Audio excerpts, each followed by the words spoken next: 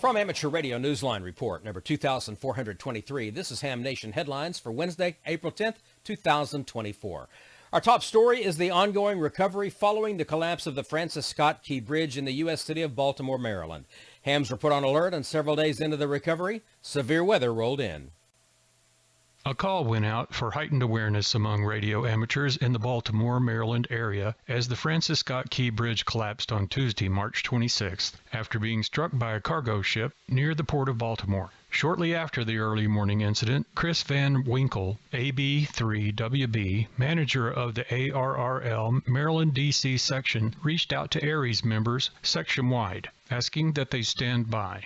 Meanwhile, Maryland and Baltimore officials declared a state of emergency. As Newsline went to production on the 4th of April, hams remained on alert as severe weather pounded the region, posing potential complications to recovery operations near the harbor. Sid Caesar, NH7C, the assistant section manager and public information coordinator, said section leadership continued to be vigilant, engaging in incident planning in case the need arose to activate any amateur radio support in the days ahead. This is Kevin Trotman, N5PRE. As weather tracking and communications technology grow more sophisticated, it's easy to think that system failures won't be a problem in an emergency. In the American Midwest, however, weather watchers and hams got a dose of reality. Several areas across the United States received a wake-up call on the night of April 1st when a national data network outage knocked out radar and warning capabilities in many cities just as severe weather began hitting the central part of the country. In the St. Louis region, just as a storm system brought heavy rainfall, hail, and even a tornado to the area, the Weather Forecast Office's radar and warning systems went dark. Meteorologists had to rely on other resources while calling on the Kansas City office to provide backup.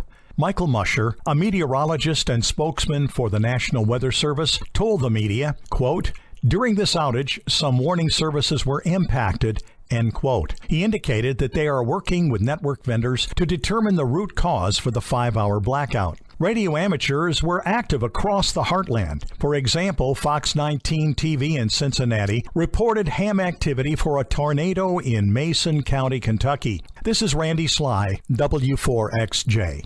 Hamvention is less than 2 months away. As you're finalizing your plans, be sure to include a side trip to a very historical museum location nearby.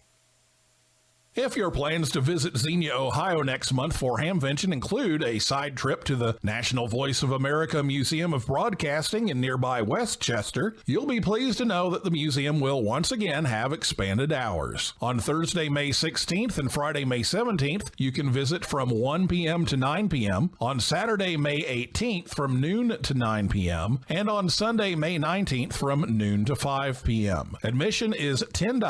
WC8VOA, the ham radio station of the Westchester Amateur Radio Association, will be on the air. Visit WC8VOA.org or voamuseum.org for more details.